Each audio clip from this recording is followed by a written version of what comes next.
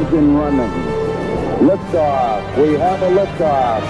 This is About Space, America's return to space, with news and information on our U.S. space program. Is your host of About Space, David Denault. We're going to utilize the resources of the moon. And when you think about what those resources are, hundreds of millions of tons of water ice that we know exist on the south pole of the moon, probably more. The north pole of the moon, there's water ice as well. How much? We need to find out. NASA Administrator Jim Bridenstine. Welcome and thanks for joining me today. While the Perseverance rover is to return samples from the Martian surface, let's not forget the first step, a sustainable moon base. NASA is sending a mobile robot to the south pole of the moon to get a close-up view of the location and concentration of water ice in the region, and for the first time ever, actually sample the water ice at the same pole where the first woman and next man will land in 2024 under the Artemis program.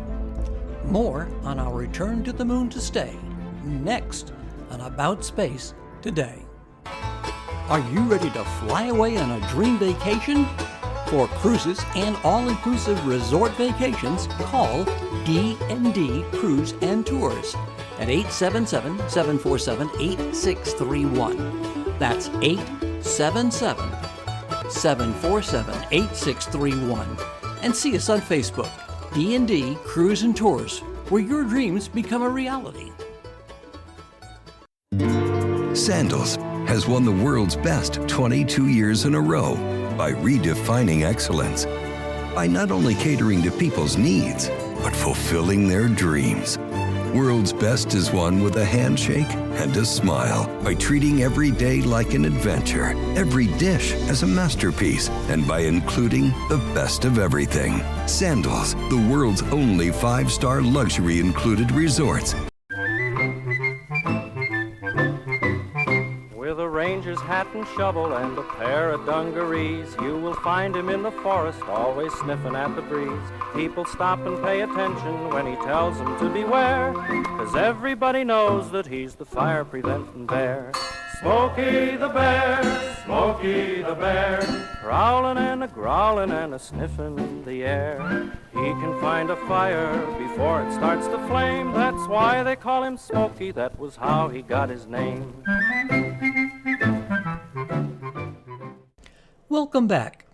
About the size of a golf cart, the Volatile's investigating Polar Exploration Rover, or Viper, which is much easier to say, will roam several miles using its 4 scientific instruments, including a 1-meter drill to sample various soil environments.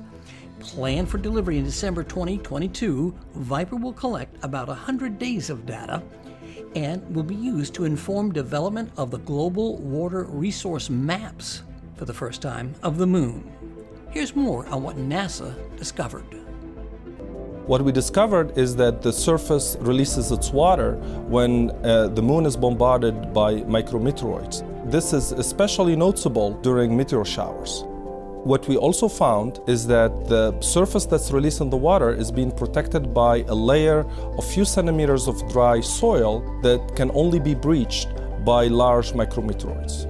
When the micrometeoroids impact the surface of the moon, most of the material in the crater is vaporized. There is also a shock wave that propagates outward. That shock wave carries enough energy to release the water that's coating the grains of the soil. Most of that water will get released into space, and that's the signature that LADEE detects with its instrument from its orbit.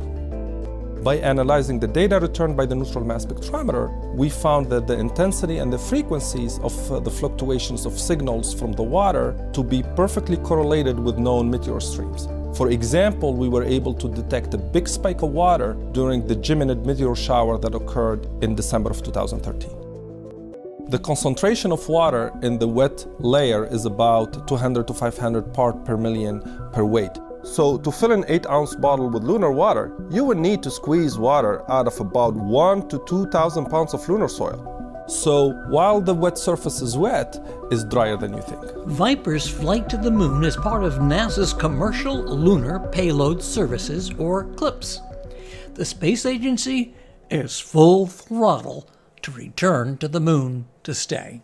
Thank you for joining me today, and be sure to follow us on Facebook at aboutspace.today and listen to our Friday news report, America in Space, with Rick Potluck from our Washington Bureau.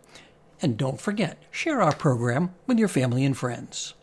Join me next week as we continue to explore America's return to the moon to stay.